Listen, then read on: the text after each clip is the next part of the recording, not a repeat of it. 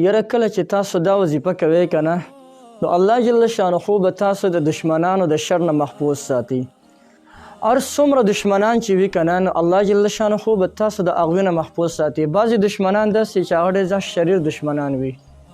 شریر هغه چې هغه په څه ناڅه طریقې سره په څه ناڅه لاره به اختیاروي او په څه وجه باندې به تا ته نقصان رسول غواړي. نن نه ته دا وظیفه صرف وکړه ده که دا وظیفه ته کړې نو الله به یې د هغوی نه محفوظ ساتي. بسم الله الرحمن الرحیم. السلام علیکم ورحمة الله وبرکاته. محترمو، نن زه تاسو ته یو داسې وظیفه ښیم چې دا وظیفه کله تاسو کوئ نو یو به د الله جل شانه د دشمن د شر نه محفوظ ساتي. دویمه خبره چې شیطان به تا باندې قابو نشي موندلی، جنات به تا باندې قابو نشي موندلی. د شیطانانو او د جناتو نه به په امن وي او دغه رنګ د رزیل دشمن معنی دا ده چې د هغو د لاسه به صرف او صرف شر ته رسیږي.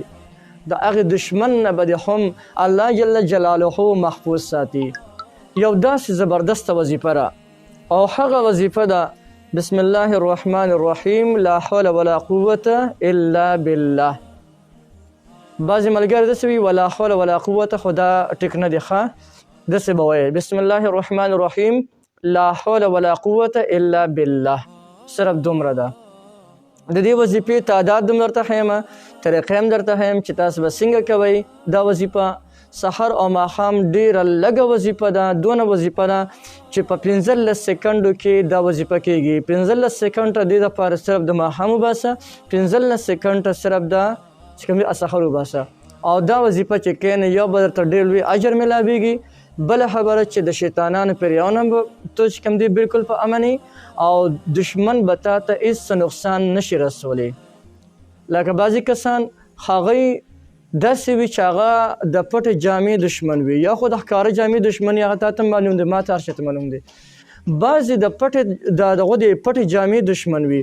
لکه مثلا یو انسان دی په دنیا کې هغه ترقي وکړله، الله تعالی په هغو باندې ښکلې روز راوسته، الله تعالی په هغو باندې ښکلې وخت راوسته، نو اوس د هغو دشمنان د خد نه سیوا دي. هلکه زما د ملګري دا څنګه ترقي وکړله، دا دونه مال ورته څنګه راغلو، دا دونه پیسې ورته څنګه راغله، اوس به دې کوشش کوي چې ده ته نقصان ورسوي. په ظاهره ورته روغ وي، ظاهره باندې ښه روغ وي، اخوا دې خوا نه کوي، لیکن باطن کې ورته ډېر ښه سخت غوسه وي چې کله په تا باندې وس بر شو نو تا ته به نقصان رسوي. د دغې دشمنانو د لاس خلاص وي. د انسي جني د تمامو دشمنانو د اړه خلاص وي، لاس دې خلاص وي چې څه خوښه یې دې کوي تا ته به هېڅ نقصان نه در رسي. الله جل شانه به تا په خپل حفاظت کې ساتي چې کله ته دا وظیفه کوې. راځه زه د زیات وخت نه خرابوم، دا وظیفه درته ښیمه.